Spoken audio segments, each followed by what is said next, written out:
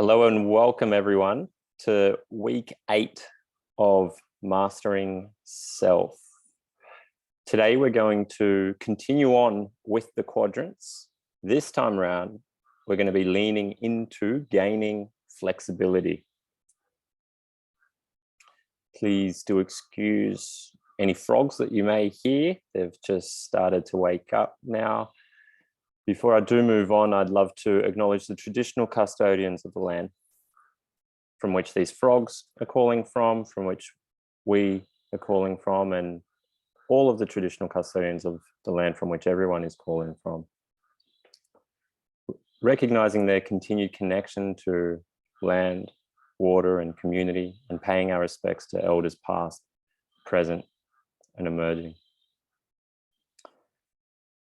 For today's session, as always, we'll kick it off with a review of the last 7 days. Where have you found yourself viewing life from? Which quadrant? What is your primary? What is your secondary? Have you done the test? And then we'll move into gaining flexibility into our missing and our longing quadrants, the other two, the uncomfortable ones, whatever those two may be for each of us. And then we'll round the session off with a little bit of time spent on the art of letting go of attachment. The facilitators for today will be myself and Marion predominantly, and Lawrence and Sarah tuning in and joining in for the group discussions. And so let's take a moment, getting comfortable, arriving here in this space. Gently closing your eyes. There won't be much of me in this moment that we take. You've got this. Simply allow yourself to be here. And here is where the breath is. Return again and again to that breath, allowing it to slow down, allowing the tension in your body to melt away as you scan through it, and then return once again to the breath. Over to you.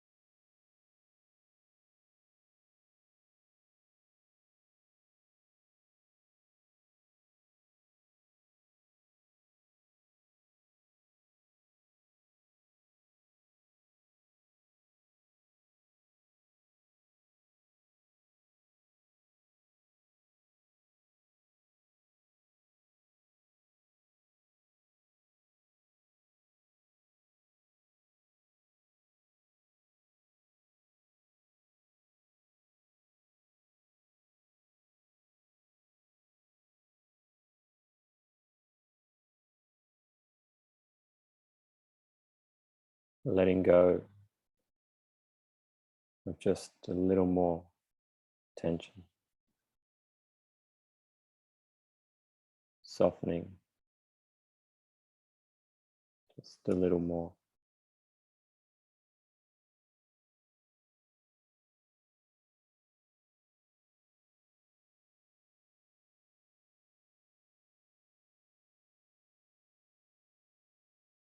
Into complete stillness.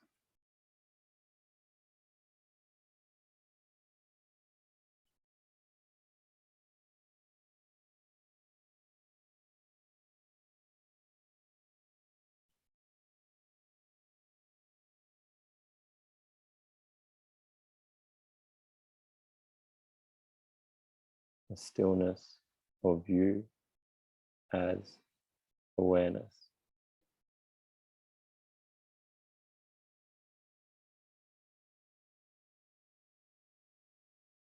The space within which all arises, all is moving,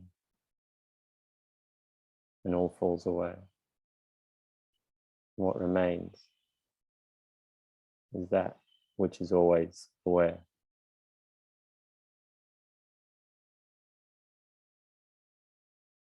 Unchanging stillness.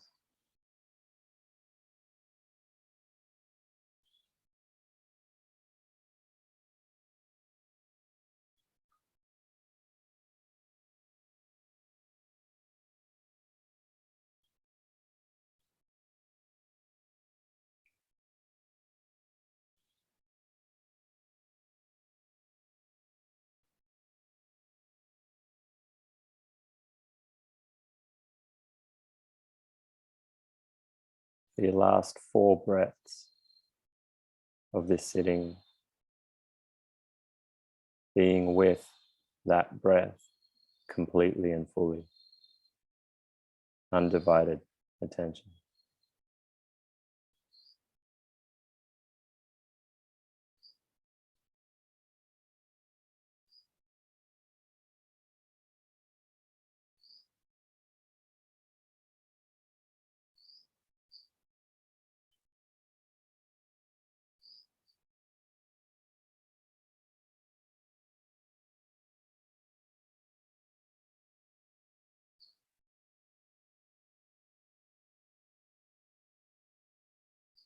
When you're ready, gently opening your eyes.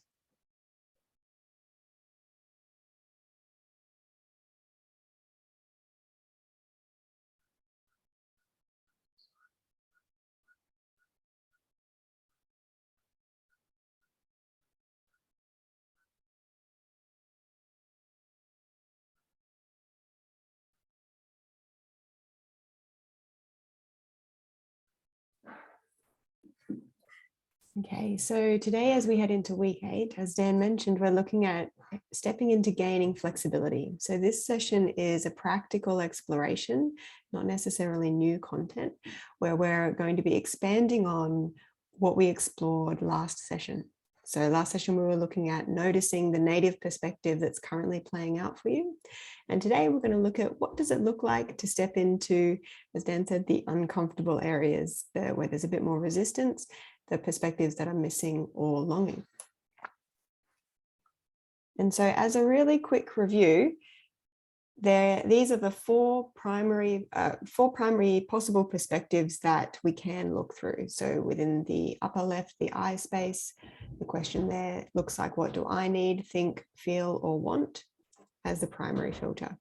In the we space, the question being, how does this affect others in the situation? It's a relationship and a connection focus. In the upper right, the it space focuses on what needs to be done. What are the facts here? What are the steps? And in the it space, the focus is on having an overview. What's the overall systemic fit? How does it all connect in within the environment and the wider network? So what we're going to do is jump straight into a breakout room in pairs and spend 5 minutes exploring the question on the next slide, Dan. So which quadrant did you find you were viewing life from? Did you do the native perspective tests? How did you notice that playing out? Which situations, which thoughts, and what questions and reflections do you have from the last 7 days?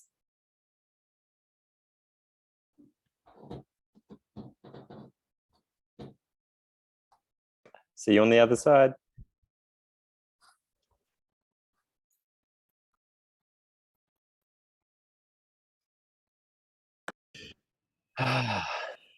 Yay, extra visitors today. Thanks, Lou.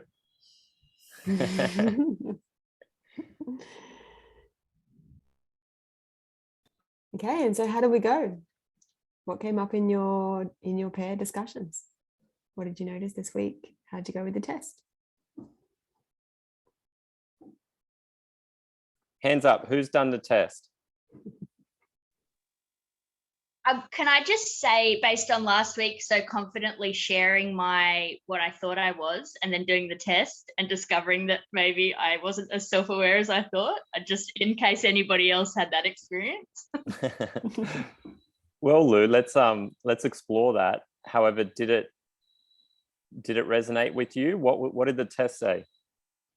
So I was pretty even across the board, but where last week I thought that I was missing it, I actually came out with the most it's. So potentially that's a bit of work conditioning. Like, I've been an engineer for 16 years, so potentially it's like I almost don't think I do it because I do it as part of my, like, what I do for most of the day. So what we'll do is we'll be listening in to your language and to see what we hear. And yes, for now, could you rename your name, or at least just add next to Lou, it? So, and we're going to do this with everyone as we start to figure out the primary perspective. And then we'll also do that for the missing perspective.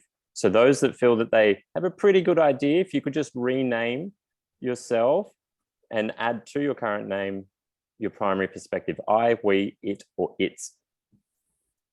Sure thing. Yes, Jas. Dan, hi. Hi. I was blown out of the water. I thought very much I would sit in the doing one, which I believe is it, and I, feeling like my results had neither. My results were full of it's and we.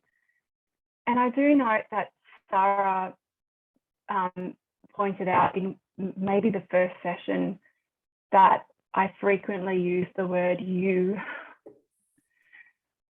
which makes me think maybe it's correct, but I'm really... So we and it's, neither of those resonated with you? I mean, if I look at it from this perspective, I do know that one truth sits with me. I rarely think about what I truly want or need. And yet I had thought that my motivations were very much from that place. I don't think they are. I can see a pattern of satisfying other people's expectations, my perception of other people's expectations, my whole life, even the decisions I've made. So maybe it's true, not in a big picture Zen connection with the world, promoting it's, do you know what I mean? In a dysfunctional way, not in a, I'd like to be more of that person that has the world, you know, big world view. Why would you like to be more of that person?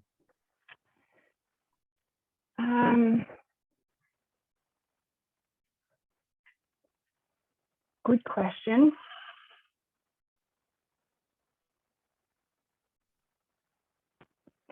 The answer that immediately comes to mind is I've sat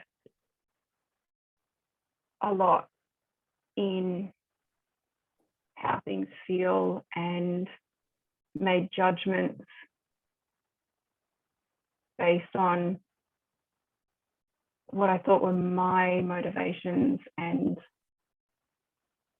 less so about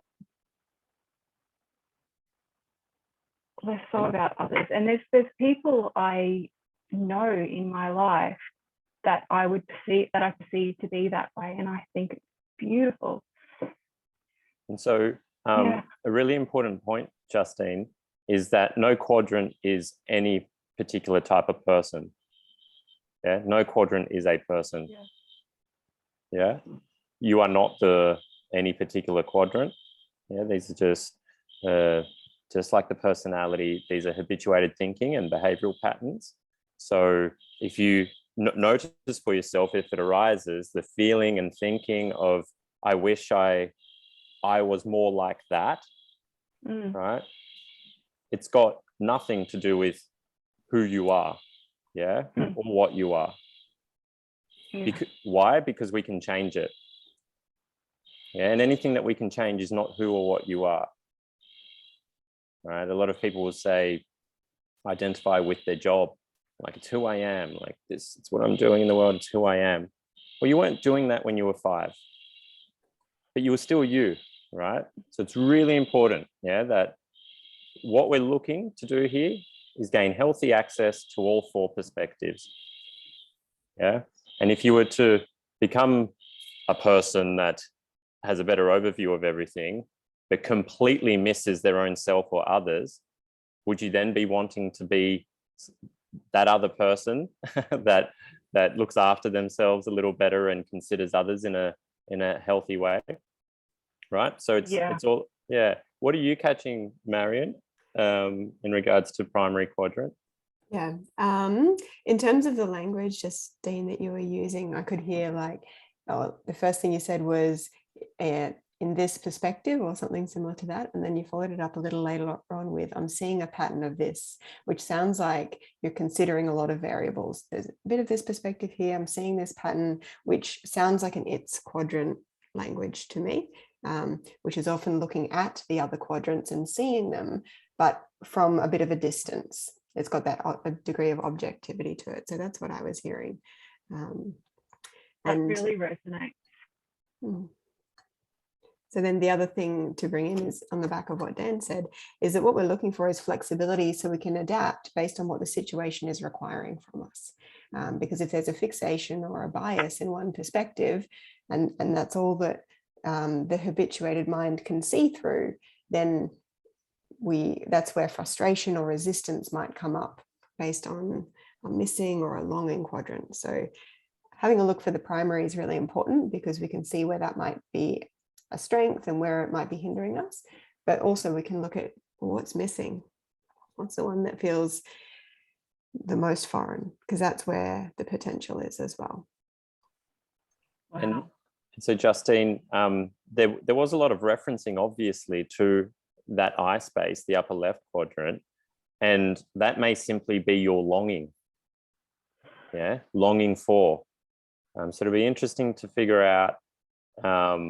It's definitely not your missing, because it wasn't missing in the expression there. So it'll be interesting to see which one is you missing for today in that sense. So also what came up, Justine, you did a share in Telegram around that self-discovery work, a little bit more of that sort of selfish, or like you called it selfish kind of work. And it's often when people are longing for the I quadrant, actually, it feels like selfish because it's like, why would I attend to myself? Like, that's just too selfish. The focus needs to be out there. So that's to just bring that in as well, potentially as a longing for the I quadrant as well. And it shows up in those kind of ways of like, that feels selfish, or it feels uncomfortable, right? So that's, yeah. Could you put an it's-we, Justine, next to your name? And then we'll put a / and whatever you're missing will be. You're quite strong in the we and the it's there. So it sounds like we've just worked out you're missing. Cool. Thanks, guys. What else came up? Who would like some help trying to figure it out?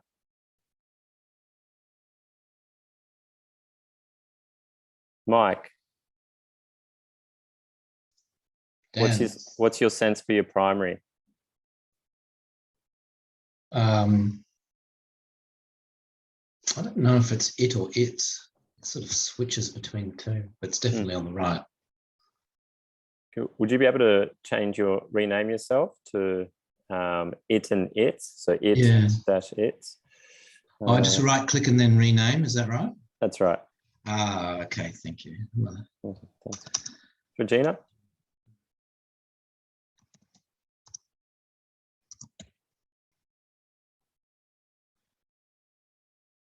I forgot to do the test.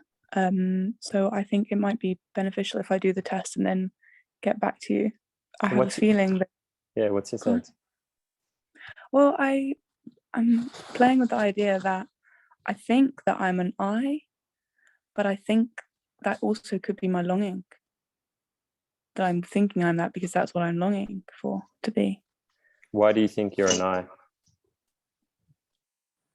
Because I think I speak very much from the feeling and the thinking. Like, this is how I'm feeling.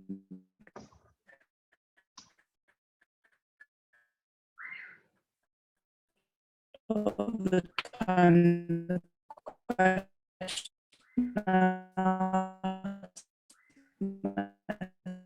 myself and experiences, how I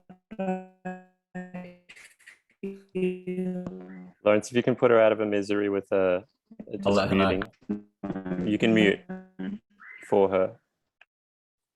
And we'll continue on. And there's a lot of trust. It won't let me mute. Oh, there you go, done it. Oh no, she's transcended the mute. Okay.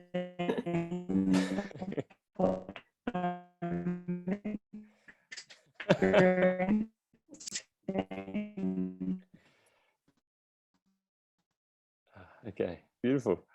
Thanks, Georgina. We'll get back to that and maybe have a think about why you feel that you might be the longing for the I, and I'll come back to that. Ash, your sense? I can trust how I'm navigating, how I'm moving in the world, how I'm being. Oh, is that me, Dan? No, you're all good now. Okay. Were you speaking to me? Yes. Okay, cool. I was working, so I haven't done the test. I didn't know there was a test, but I feel like I might be an I, but that's a very intuitive answer. I'm not really sure if I know what I'm talking about. What's the first thing you think of when you wake up? Probably myself.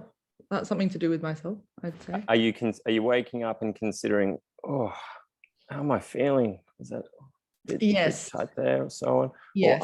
Or, and this is for everyone so that you can get a sense for this, or are you waking up and you're kind of immediately starting to consider the others, maybe the kids, and not that this will be telltale, because for mothers this might be different, or fathers, but you might consider others first before you start to consider yourself. Or do you start to wake up and immediately you ping into, okay, what needs to be done today? Or what am I going to do now? What am I doing next? Or lower right, it's quadrant. Okay, what's the plan for the day? What's the overview of the day? And, where's everything going to fit in that sense? Just to get a very broad general sense of each of those four. Yeah.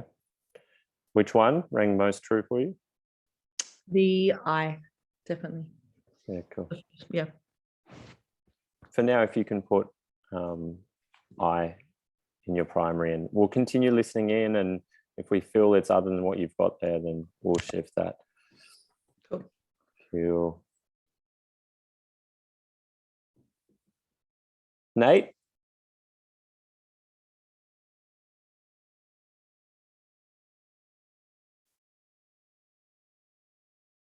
If everyone could put whatever they have a sense for their primary, we probably don't have time to go through everyone, but we'll continue to monitor it throughout the session as people share.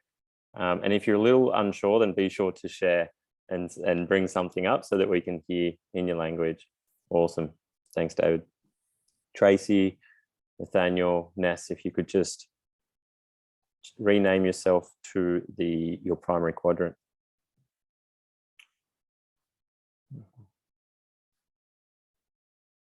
You can let me share screen, please. I'm trying to do mine, but I can't. I don't know what I'm doing wrong. I'll come help you. Thanks, Sitch. Tracy, you can right click or just click on the upper right hamburger 3 buttons there.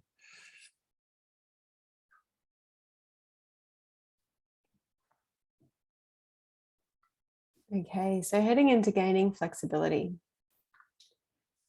So heading on, Dan. Yeah, here we go. So why are we looking to gain cognitive flexibility or flexibility in our ways of thinking? Primarily so that there's a healthy consideration of all 4 of the quadrants, of ourselves, of others, of the things that we need to do, and also how it all fits together, rather than a partial perspective in only one of those quadrants. There's a beautiful quote that says, the element in any system that has the most flexibility has the most capacity to influence. And so as we shared earlier, we're looking for flexibility that's situation dependent. So what does the situation need? And therefore, can we step into what that situation requires? So for example, there might be a moment when you're all about the doing in the upper right and you're focused on what needs to get done, what the steps are, you've got a list, but what the situation is actually requiring is consideration of another person and a slowing down and a connection or a relationship with them, a deepening of that. And frustration can come about if there's a focus on, oh, but all of these things need to get done and the situation is pulling in a different direction. Or maybe, for example, a different example, what's needed is actually to make a decision up in the upper left in the I space. But what's in the way with a we preference is considering everybody else and really needing to have meetings for meeting's sake or connect in and conversations with others, considering their views, which is slowing the process down. And so we're looking for flexibility, the ability to freely access all of the quadrants as we need to. And so we do that by, first of all, leaning into that missing and longing quadrants. So where we find that resistance and discomfort. So we've got a little exercise that is going to be an easy example where we're going to just practically explore that for you. So for the next 5 minutes, you'll need a pad and a pen for this, or a phone, something to write down your answers. You're going to take these answers into the next breakout room. So what we would like you to do is answer the below examples A, B, and C from the perspective of your missing quadrant. So you're really practicing leaning into what would it look like to view a situation through that missing quadrant. So you'll do that for situation A. You discover that you have a health condition that needs to be attended to. Say the missing quadrant is the I quadrant. It's, well, what would it look like if I was needing to attend to a health condition and I was looking through my thoughts, my feelings, my preferences, my beliefs. And the same then with B and with C. So we'll give you 5 minutes and then we'll step into a breakout room. If you like, write down whatever you feel your missing quadrant is. Yeah. Maybe if it's 2, then you can, like for now, you can play around with that. Write down some of these questions here. So if the missing is, say, the lower right quadrant, then how does it fit? Asking that with that particular, with each scenario there. Or if your missing quadrant is the doing space, then okay, what needs to be done? And what would you do? And trying to answer from that missing quadrant there. So write it down just so that you've got a reference point as to how to even lean into that missing quadrant. Is the missing quadrant the same as the longing one or different? Different, actually.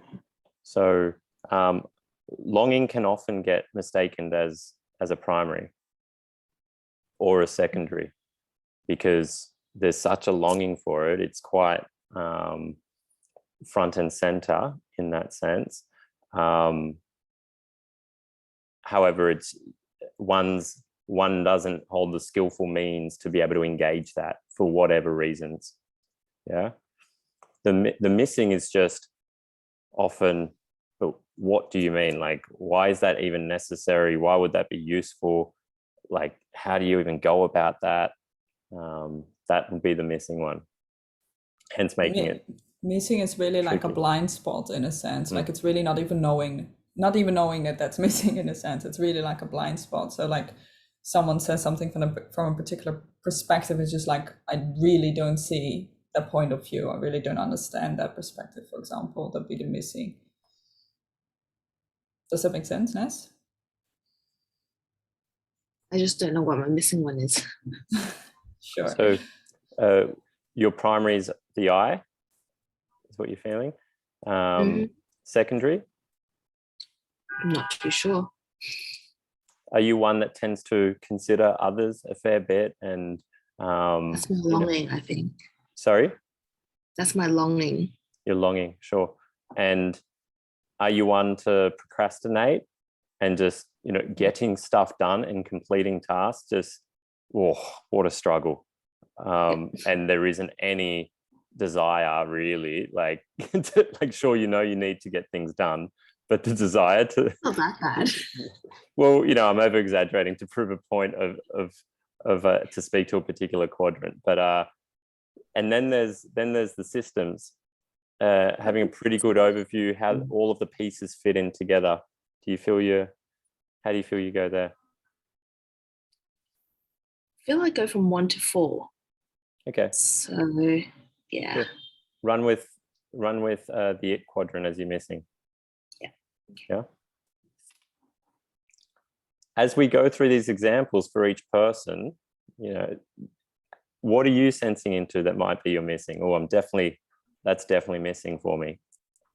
And then place that next to your name as well, if you can. Write down whatever your missing quadrant is here, the question you want to be asking. And then we'll bring up the 3 questions on the other side.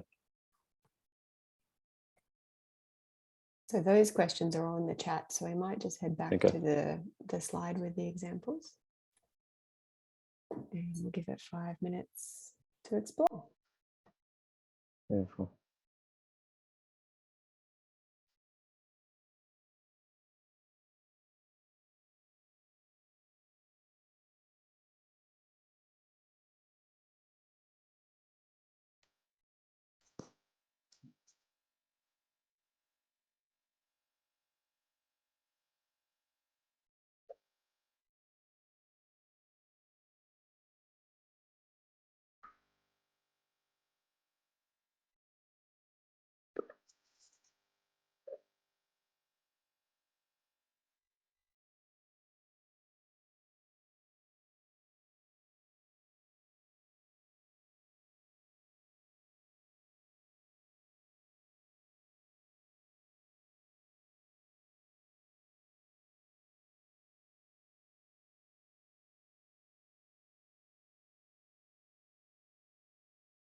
For each of these scenarios, what's the first thing you consider?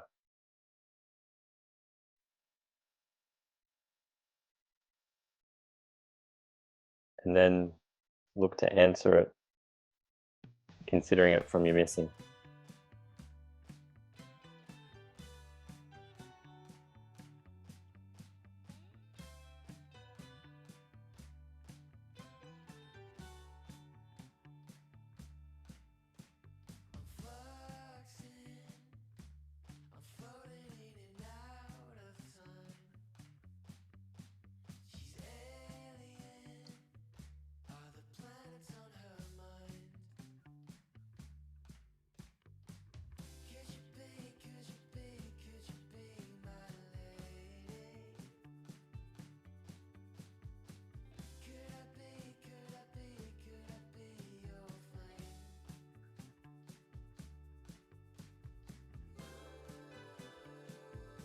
Dan, rather than uncomfortable, this feels quite liberating, actually. Awesome. I don't know who's speaking there, but beautiful. Sorry, Lou. What's your missing, Lou? I? Okay, cool.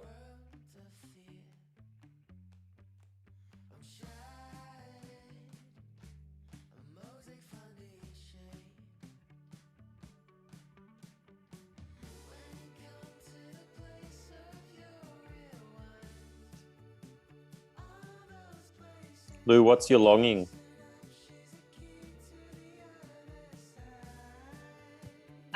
Also, Sarah and I had a discussion about it today. We decided it might be a thing. Because I scored like pretty broadly the same with the other three. Yeah. I mean, there's only questions. Maybe if there were 50 questions, it'd be different. But Yeah, sure. it's like 3, 2, 2, 1. So Yeah.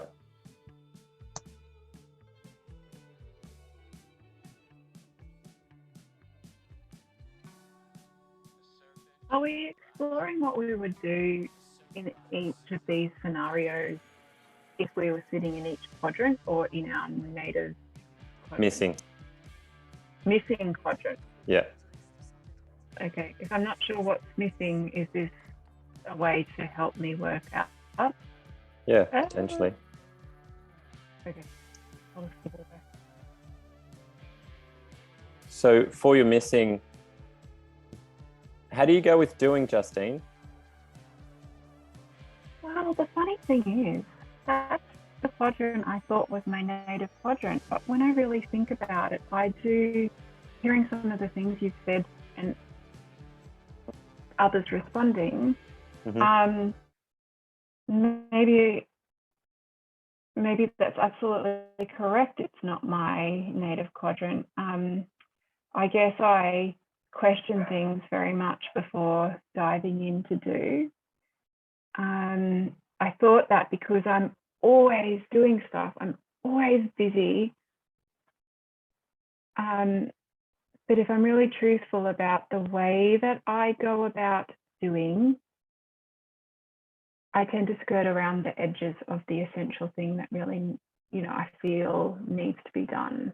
So that makes sense. A form of procrastination.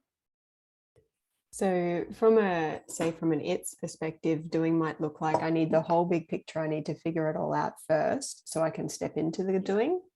And that sort of like can be a procrastination in the it space of like needing to get all the pieces fit, rewrite the list a few times, make sure it's all in the right spots before stepping into doing. Whereas an it preference would be just doing what's the most important thing at that point in time, just focusing on the doing without necessarily considering the fit of the timeline or other things that are involved, other variables. Yeah. So. What I heard you say as well, Justine, was that you find it hard to choose what you need to do, and that will be an I.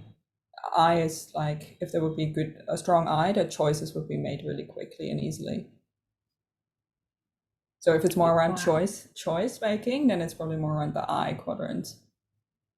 Or the I could be longing as well. Yeah, longing or missing, kind of in the I. Yeah. It's so hard to tell which one's longing and which one's missing. I could almost say that they were both in a similar. Run with your doing quadrant as the missing. Okay. Thanks, Dan. You're welcome.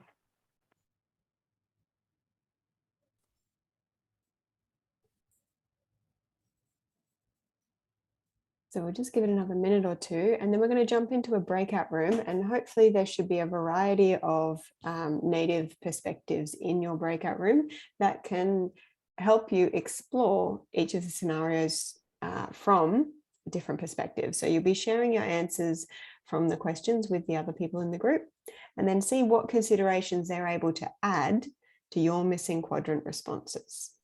And so you're exploring the missing quadrant across all three scenarios.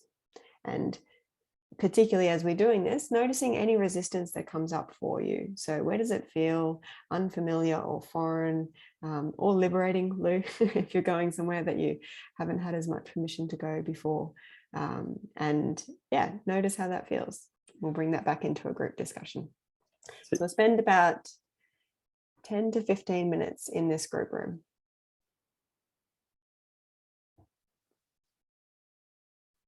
Maybe we can shoot these questions over into the chat. Can do. Once they're in there.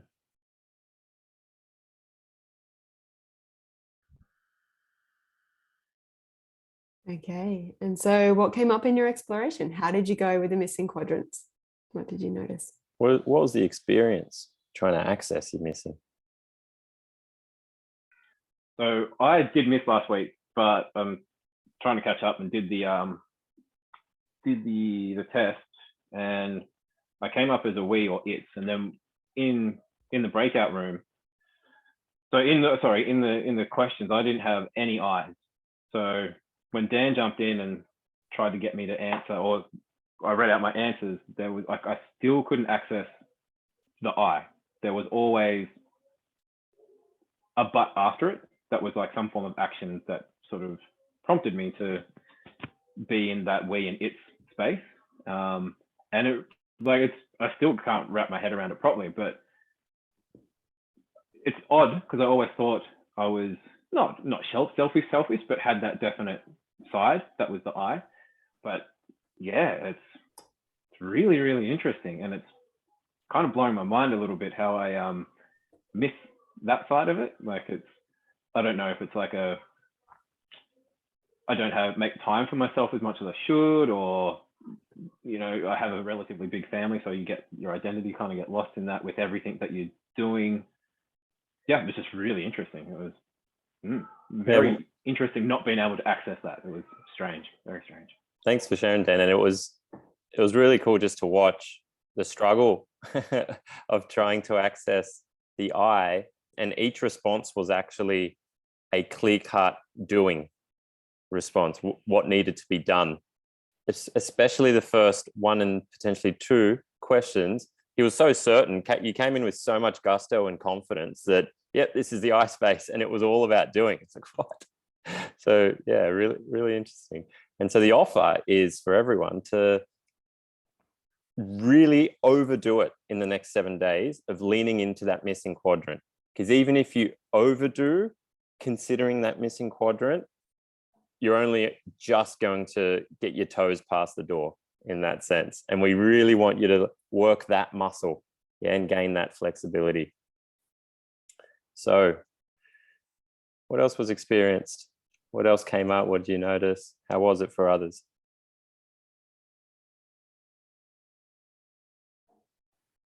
I thought it was really interesting as well.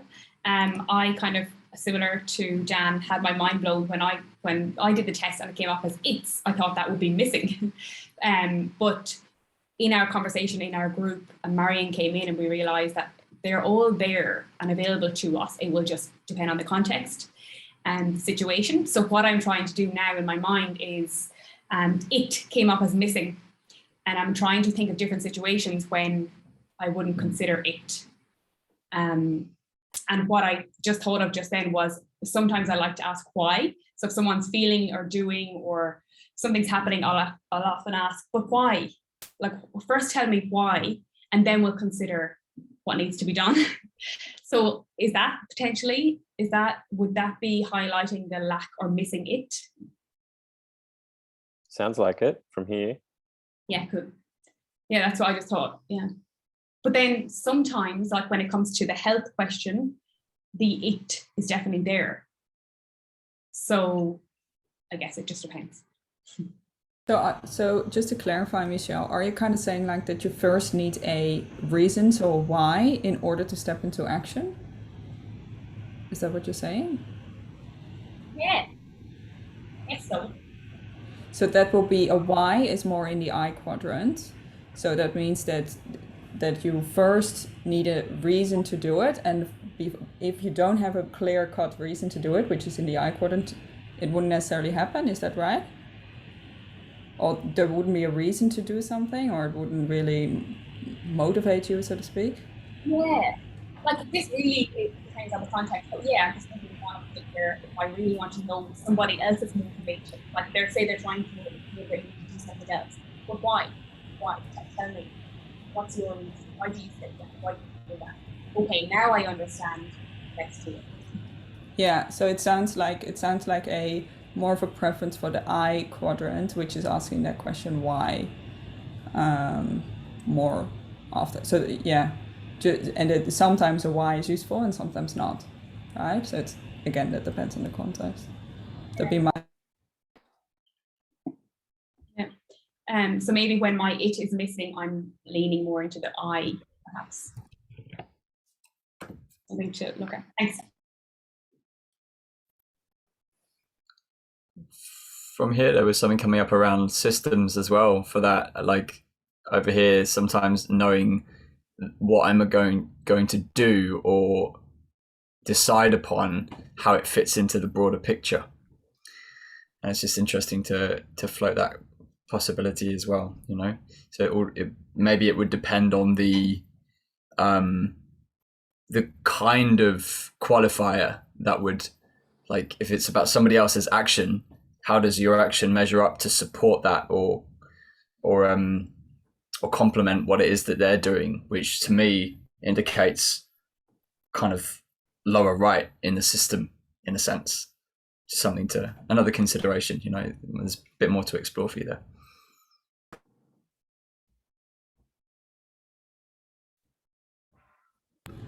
Justine, you asked a question in the chat box. Can you just mention it? Can you just repeat what you were specifically after? You said, I'm curious how to tap into skills, resources that shift into other perspectives. So for me, even just thinking about shifting into those perspectives, the reactions that I had were emotional, fear, and related to indecisiveness. And so I anticipate that trying to shift into, like the practice of trying to shift into those other quadrants, those lots of feelings will come up. And for me, when I feel like that, my brain goes blank. It's that fight or flight reaction where I freeze. How to overcome that? I really want to. So to offer, Justine, find a practice that's relatively small and simple that you can integrate into the everyday.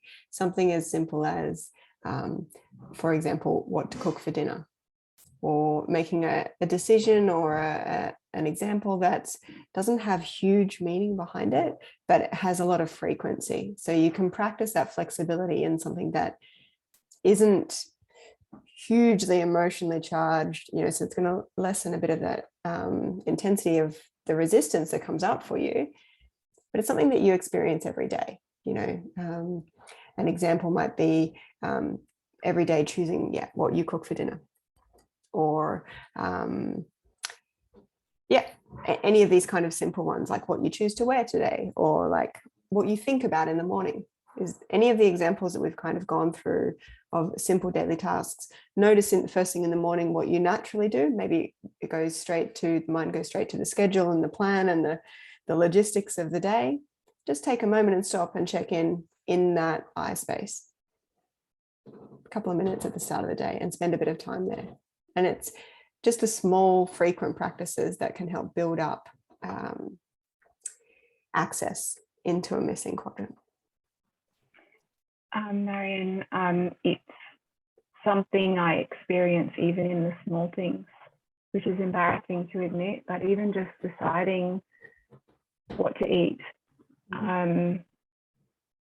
So Justine, the thought of deciding what to eat when you're going to be cooking for your family, is that right? Are you cooking for a family there?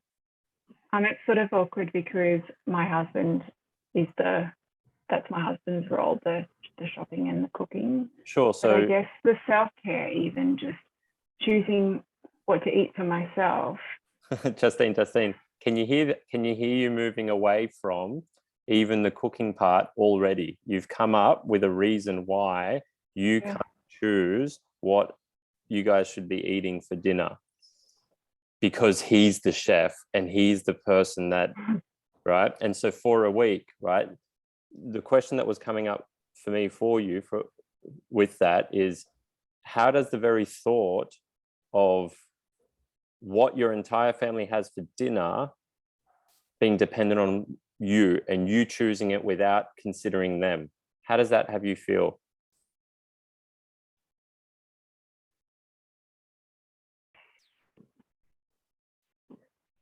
get all these reasons come up as to why, I shouldn't or can't tap into that. And so I can see that it's not a big deal.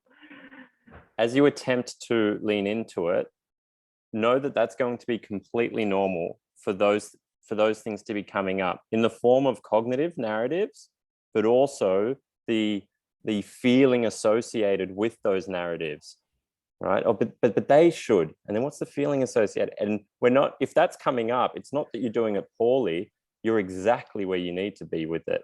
And to just sit with that coming up and let that be present, and you're just watching that come up without trying to get it away, because that just feeds it more energy trying to get it away. Just sit with it and then attempt again and attempt again and attempt to engage that eye space again. And really, this session here, and particularly as we move into the next section of this session, it's really about letting go of the attachment to being comfortable. Therein lies a huge element of freedom for each of us individually. Individually. And so really leaning into discomfort with all of these here. If you're feeling uncomfortable, or it might be a sense of elation for you, Lou, then you're in the right place.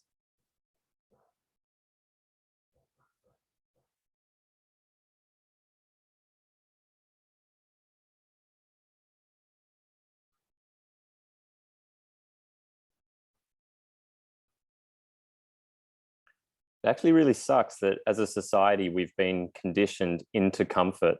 It's so beautiful. We're so privileged. We're so lucky to have what we have. But gosh, there's a downside, and this really silent ninja of a like suffering ninja that's sort of at play behind closed doors in that sense, because everything seems okay, right? Everyone here, at least, I think, has a roof over their head and probably food on the table, and they're just the minimum comforts in that sense.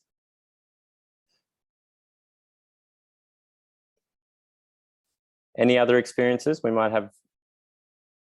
No, actually, one more share if someone wants, otherwise we'll move on. Really, it's about your practice in the next 7 days. Lean into that that missing as much as you can. Gain that flexibility. It's already there, accessible for you. You just need to brush out the cobwebs and really use the fact that we're coming into another session next week, and we'll all be here to support you with your experience of that. So give it a real good earnest crack over the next 7 days and give it a go. Just to come back to Antoinette shared something or asked a question in the chat box around intuition, and where does intuition fall in this, like in the quadrants, and what does it mean and where does it fall into? From my perspective, intuition is often blind spots. So often our missing quadrants or our longing quadrants are blind spots, and intuition are actually the things that we gear towards naturally, because it comes more intuitively naturally. So even intuition can be actually a distraction. So it's, yeah. Beautiful question. Any other questions? Telegram is there, and yeah, email too if you like. You can jump in the Telegram. Okay, so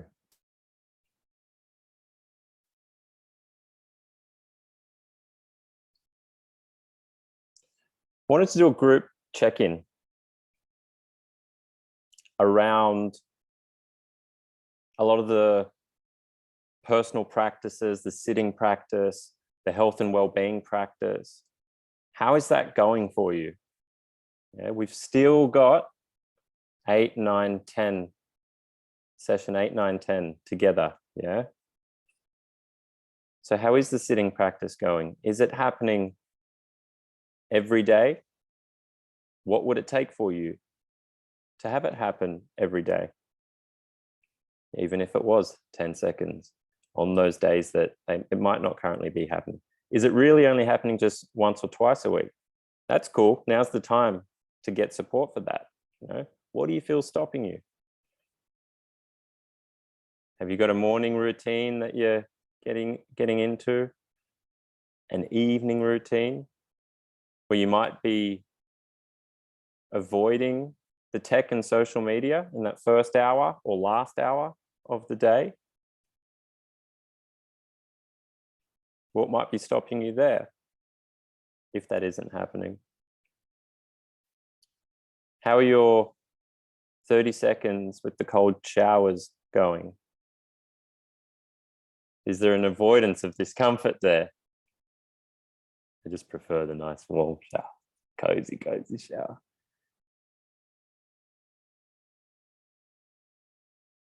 Are you able to redirect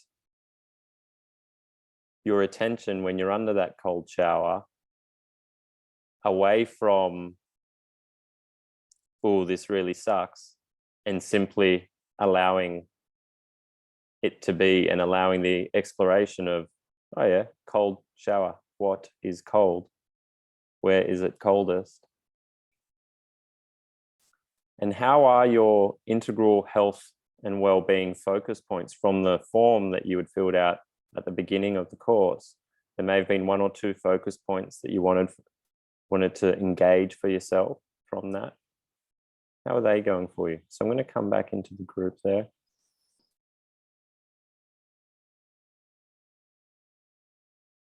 With any of those points, how's everyone going?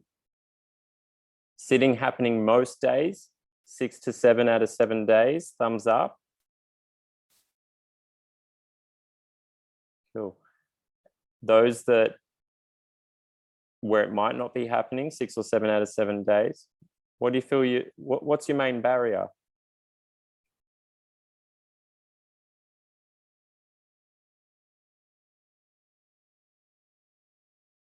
And you'll find that the barrier might lie, it could be in any of the 4 quadrants actually. Could be a thought that's coming up for you that you just constantly just putting it off and it never gets done. Could be considering others. You're constantly needing to do stuff for others and therefore don't have the time for yourself. Or you haven't set up the systems potentially throughout your day or your week to allow you to do it. Anyone want to share? I'll share. I feel it feels like a task, and I think I've just observed that might be where I'm lacking with it, because when there's a task, even no matter how small or big it is, I straight away go into procrastinate or avoid or put it off mode. Oh, do you know what's beautiful about that, Cher? You've kind of got 2 beautiful practices wrapped up in one in the next 7 days, hey? Leaning into your missing quadrant with sitting practice in that sense. And as Marion had suggested earlier on, sit for 10 seconds with your eyes closed. Decide to do it and sit for 10 seconds. And that's it. There's your cross for the day. Yeah? Yeah, that's good. Is there anything that would stop you from doing 10 seconds a day? No, nothing. Cool. Are you making a commitment to this entire group? I know that we is also not your easiest. So you're making a commitment to this entire group that you will sit every day for 10 seconds a day. Yes, I am. Beautiful. And that just gets the neuro patterning happening in terms of the habit development. And you can start to build that up. And if during any of those 10-second sittings, you're like, actually, I could do this for 2 minutes, go for it. Got the support of the team there. We believe in you, Ash. Thanks, Lou. Thanks, Dan. Anything else that's come up for anyone around those things we're checking in on? I found it really funny watching how I've been I'm either failing a lot of it feels like I'm either failing at it or I'm doing it really well. It's very like extreme. And to start with, the story that came up for me was around making the crosses in the days. So I have confession, I haven't crossed a single day. And for me, the story was that when I was at school, I used to cross days, and I don't like that. And it's not living in present, because I'm looking at something that's about, you know, not just today, all these days. And another one was, yeah, all these reasons why I didn't cross it. And then it became about, oh, and then I realized that every time I sat down to do the breathing, I would go into meditation. So I saw that as because and that wasn't something I wanted to play around with, because I've been doing that for 5 years and it's my daily practice already. So I thought, well, that's fine. But I kept forgetting that I would start the breathing and then I would meditate. So I didn't know how important it was. I thought, well, I've got a daily practice already and I'm doing this. And this is what we're trying to integrate then. But there's nothing to stop me from adding more, you know, from doing the breathing in between and the more. You know, there's just so many stories, and it's all, yeah, it's quite exhausting. So what I'm understanding also is that you are doing a sitting practice daily, 2 times a day. Yeah, for an hour, minimum 25 minutes in the morning, 25 minutes in the evening. I've been doing that for years. Yeah. And you were looking to, in addition, do further sitting practice in terms of the breathing, or just breathing throughout the day? I think I would benefit more from the conscious breathing throughout the day. Yeah, sure. Okay. So it sounds like you're getting across every single day for your sitting practice. You're already meditating. Yeah. I decided that the no crosses is the same as all crosses. How's your cold shower going? Good. I did forget for a few times, and then I feel like God got me back, because we had no electricity here all weekend. So I was like, fuck it. I realized that that we had a cold water shower, and then I thought, oh my God, that's what I'm supposed to be doing anyway. So then I had a whole cold water one. So yeah, it's really, really lovely. Like feeling it on the back of your neck there. I feel like I'm getting It's a little addictive. Sure. Yeah, I'm just so grateful that you guys are giving us all this stuff, like the hours on the phone in the evening. Like that's something I've wanted to do, but because you're telling us, it's like I'm so grateful for that. Yeah, we're offering it up, and it's up to each person to engage it for sure. Yeah. Thank you.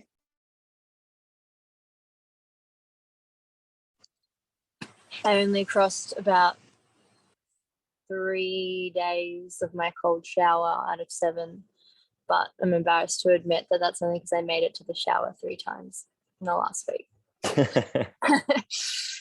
Cool. I think you're off the hook there. Yeah. It makes the atmosphere around feel really warm after. Like my cold towel will feel like a hot towel, like straight out of the dryer. It's awesome. So we've got 14 days left here, hey? What intention are you wanting to set for yourself around any of these practices? How do you want to round out the next 14 days, bringing this, you know, your time with this course to completion? How do you want to complete it? How do you want to be standing at the end of the next 14 days, looking back on the 14 days that had just passed, having completed the course?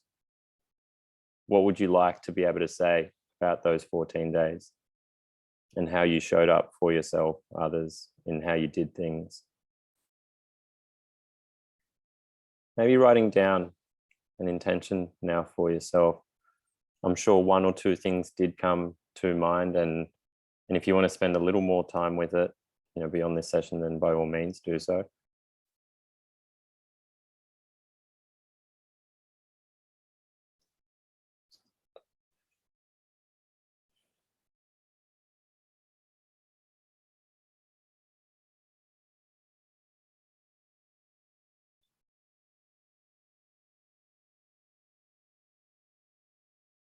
Do you want to spend 5 out of 7 days with no tech, first hour, last hour of the day?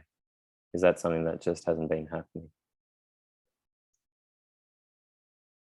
Do you want to be sure to get it, to gift yourself with at least a few moments of stillness and nothingness for you on a daily basis. Don't get caught in the, well, I can't do 10 minutes, so I'm not going to do any at all. Or I can't do 20, so I'm not going to do any at all.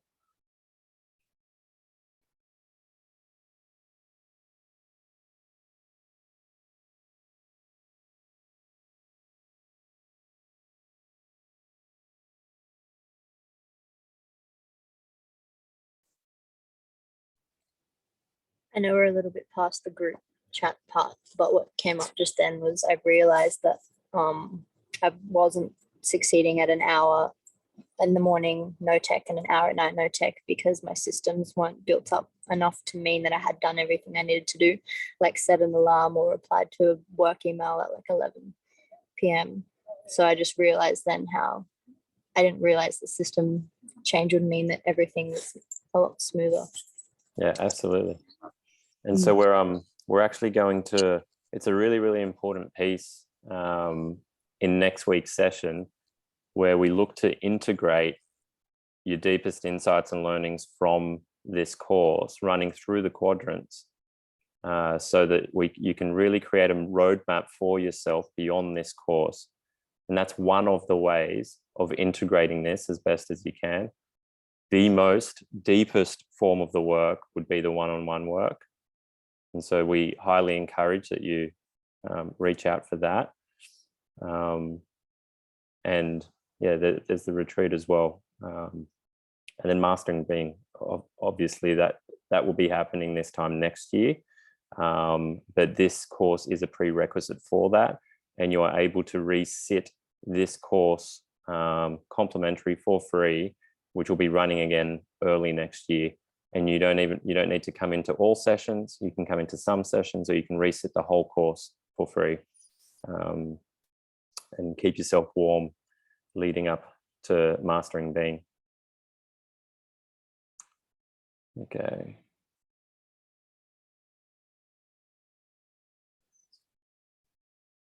So I need to make sure that I'm sharing audio as well. Share sound.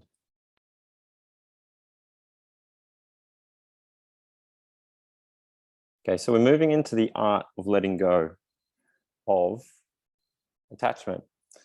And we will be playing for every session here on in a little clip, most likely from our man, Alan Watts. So another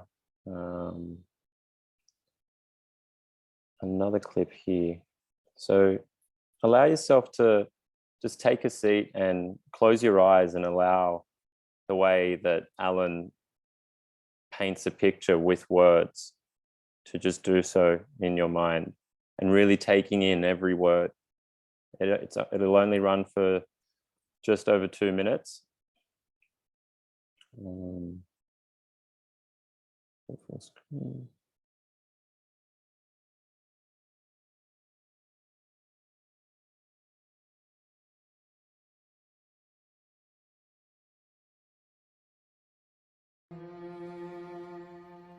Imagine the idea that the moment you were born, you were kicked off the edge of a precipice and you're falling. As you fell, a great lump of rock came with you and is traveling alongside you. And you're clinging to it for dear life and thinking, gee, I've got to hold on to this, you see? Well, it doesn't do a thing for you. And it's only making you anxious. And it's only when you understand that it doesn't do a thing for you that you let go and relax. So everybody's in this situation. We're all completely insecure.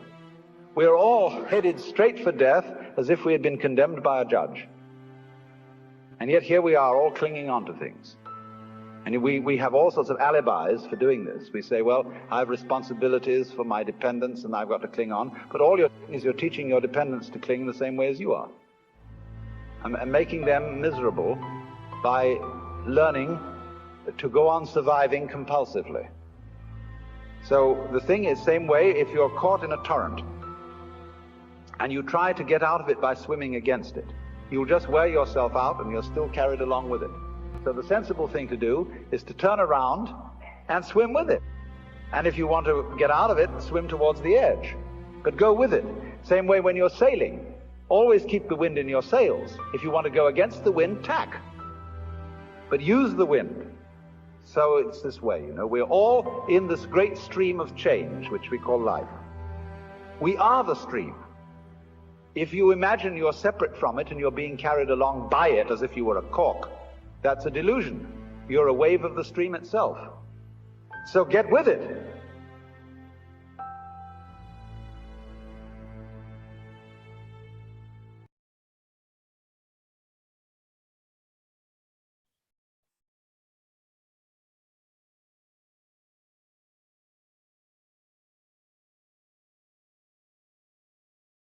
Thoughts there?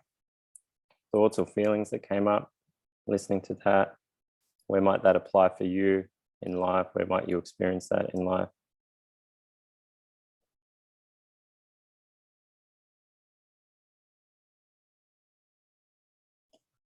I just thought towards the end of that quote, that saying, life is happening for you, not to you. So go with it, go with the flow. And you are life. Mm. You are not separate from it. You are life. That's a really interesting distinction, because I suppose I see going with the flow a bit as passive, but then when he said you are a wave in the, like, it makes it, I had attached like a negative connotation for myself. I think that going with the flow feels like the easy option, but I'm trying to kind of reframe that for myself. So that's a good thing to sort of be like, okay, it's not you're a cork. You're not just not doing anything. Absolutely. How much action is there in a wave and in the ocean as the ocean, right? And also, what is wrong with easy? It being easy. Good one, Sarah. I'll write that down. I'll think about that. It's another narrative that we've been fed, that life must be hard and anything worth getting must be hard before you get it. Or this life's not worth enjoying, you know, not meant to be easy or enjoyable or. And there's a difference between hard and uncomfortable. It's not the same thing.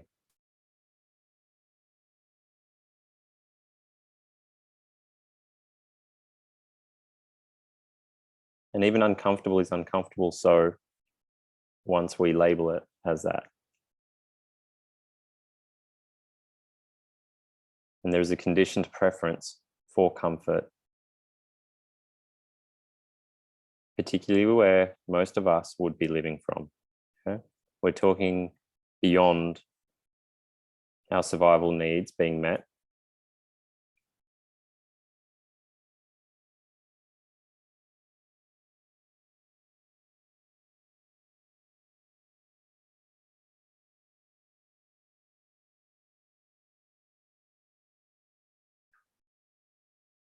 What came up for some others?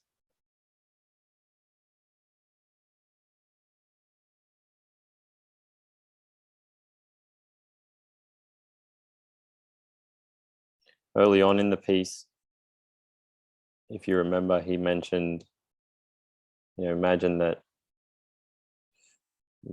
you're born and you're falling off a cliff and this rock comes with you and you're holding on to it, thinking that you have to hold on to it, that you can't do without it, until you realize it's doing you no good, and you relax and let go and you flow with it. What might that rock be?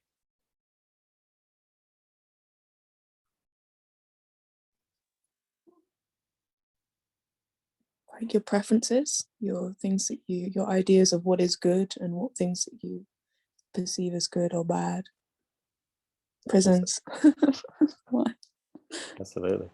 And in what realm or space do preferences live? Identity, like with the identity. Identity, the construct, the ego. That's where all clinging is happening from. Until we realize that we don't need it, we let go and relax. Ooh, everything, I still showed up, I still woke up, and I still felt moved to be engaged in life. Lou, often, that thought that you have come up, it's such a common thought in the face of, going with the flow of life. Well, even this deep work and the sitting practice, is it all about, we just become passive, neutral beings in life?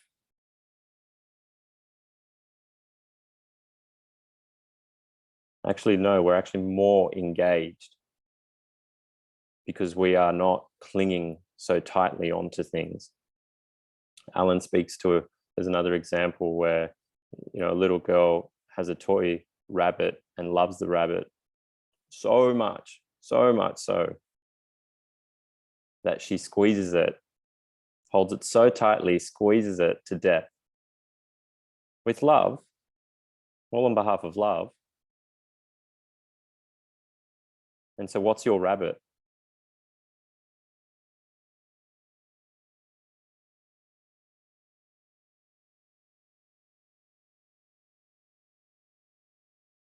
What are you holding on to?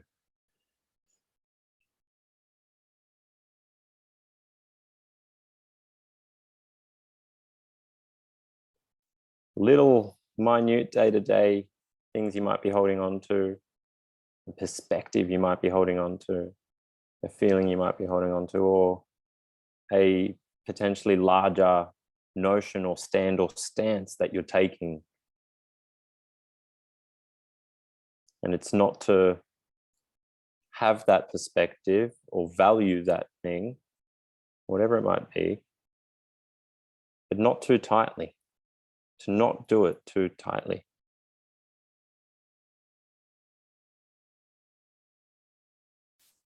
Don't squeeze it to death.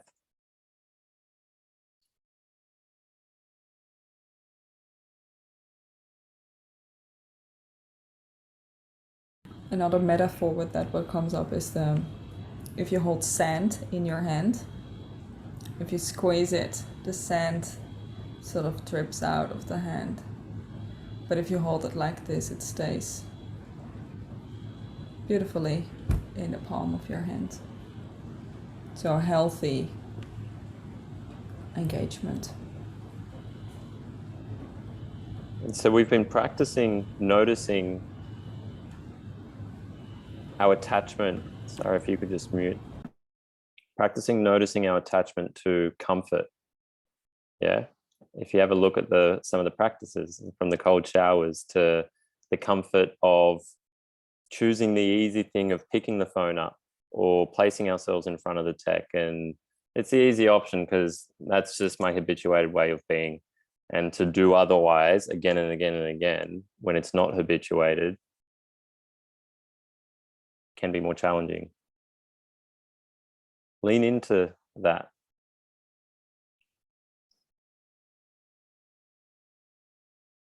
The little challenge / practice for the next 7 days from the health and well-being perspective, but it's more of a, I guess, a personal challenge for each person, is to lean into high-fiving one stranger a day. Really simple task, right? Really simple. Non-threatening. Although, in the state that the nation might be in right now, energy is a little heightened at the moment, so a high five may be threatening. Have a go, right? And notice for yourself what comes up for you, and let it be someone you don't know. It can't be someone like, you know, you wake up and you high five your partner. You're walking down the street, someone's walking the opposite way, and there's an art to it, okay? Don't put your hand up when you're 2 meters away from them, because they're going to think that you're about to hit them. Give yourself 7 meters or so. 7 to 8 meters seems to be a magic number. Yeah. Put your hand up. You're not allowed to say, hey, high five. That's cheating. Okay. Put your hand up. You'll almost every time notice, watch their facial expression, just this confusion that comes up on their face. Yeah. This expression of, but a high five is recognizable by everyone, universal. Go anywhere in any continent in the world and put the hand up for a high five. They know what you're after. So eventually, 9 out of 10 times, the person puts their hand up and high fives you. 1 out of 10, and it tends to be the elderly for some reason, will reject. What happens when they just walk past you? What happens internally? What thoughts, cognitive processes do you notice? How did it make you feel?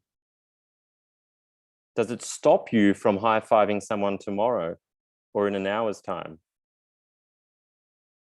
Why? We're talking about a high five. So 1 a day, yeah? It seems like such a simple and potentially useless practice. Give it a go.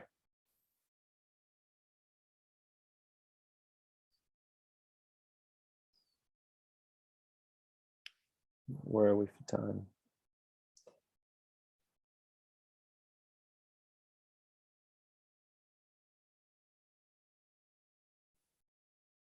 I'm going to go through this now and then we'll do a 5-minute sit together. So notice what comes up in the lead up, during and after the high five. How does the experience of one high five influence the next? And then self-awareness practice is leaning into your missing quadrant at every opportunity. Repetition is key. Choose small things first if you can. Choose what you want for dinner. Choose what needs to be done for dinner. Choose what others would want for dinner. And choose where dinner would fit in perfectly into the evening, depending on which quadrant you're missing. Pods, there'll be a similar activity to today's activity with specific scenarios. So there's a whole resource sheet on that in Kajabi. So a very specific integration activity for the pod session. Be sure to have a look at that before your pod session. Supportive one-on-one coaching. Keep an eye out for your coach reaching out to you. Remember, it'll be awesome for us, all of us, to come together next week. Monday is the day of the session next week, so day earlier. Well, it'll be Sunday, I guess, for, it'll still be Monday, sorry. Next 2 weeks, we've got the integration process where we're creating that roadmap. And then the following week, we've got an entire session on mastering being, and then some further integration there.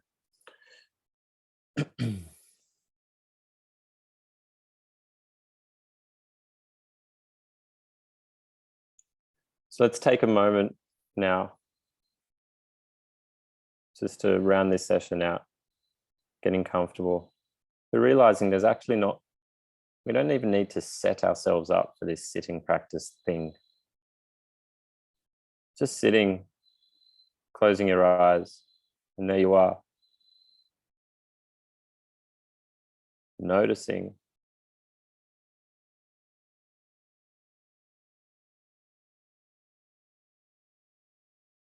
Observing the breath.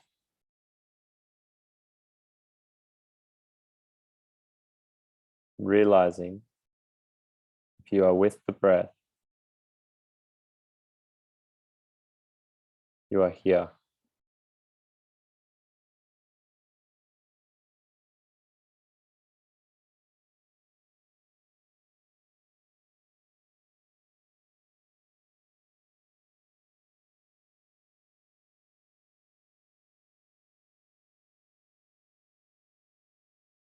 Whatever narrative may come in to habitually take you away from here,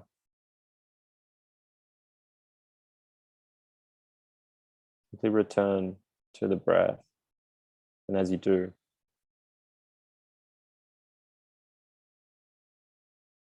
let that breath slow down.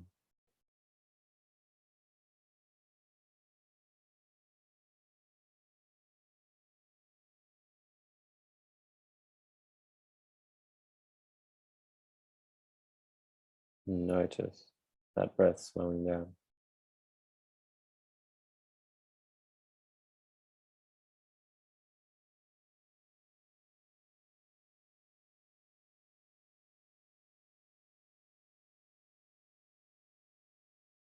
As you notice that breath slowing down,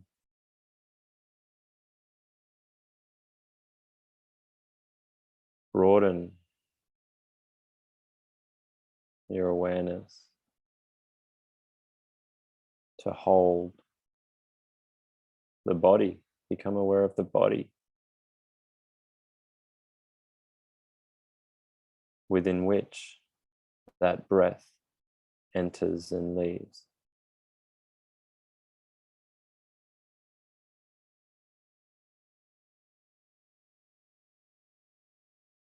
Holding the sense of your entire body gently with an open palm within your awareness.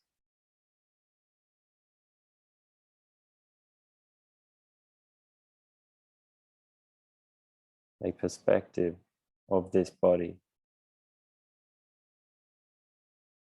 being breathed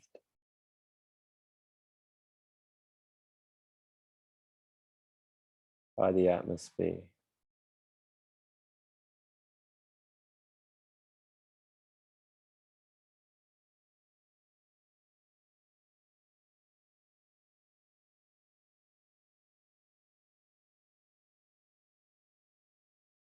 And letting go of anything that your body may be physically holding on to, completely melting away any tension. Let go. Relax. Return.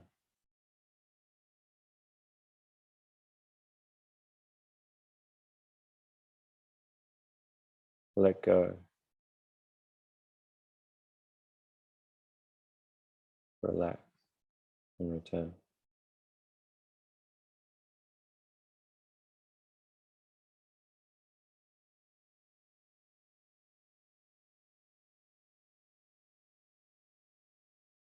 In the same way that we've habituated ourselves into leaving here, the present moment, through repetition, repeatedly. Bring yourself back. Let go again and again and again. Relax and return.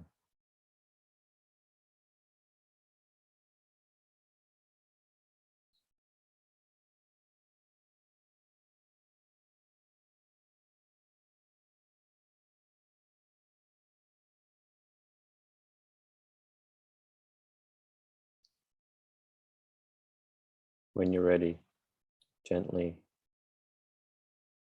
opening your eyes.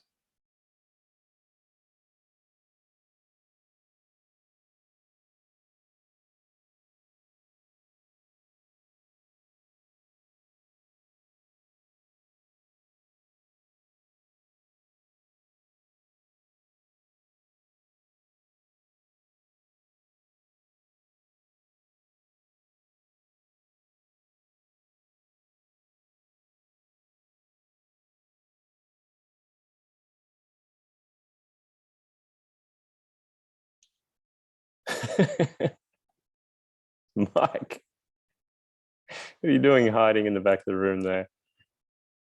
Hey?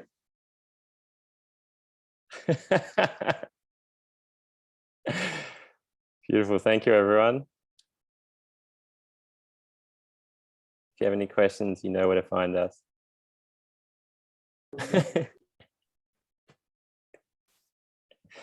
How nice is this? We're in a room together, right? Doesn't it feel that way? Lawrence, you've never actually met David, but you can give him a high five now. The other way. Hey. Oh, David. Antoinette, meet Jazz, meet Ness. Beautiful. Have a beautiful evening. Have a beautiful day. Tracy. Thank you. Enjoy, everyone. Thanks. Bye. Thank you. Bye. Bye, everyone. Bye. Awesome.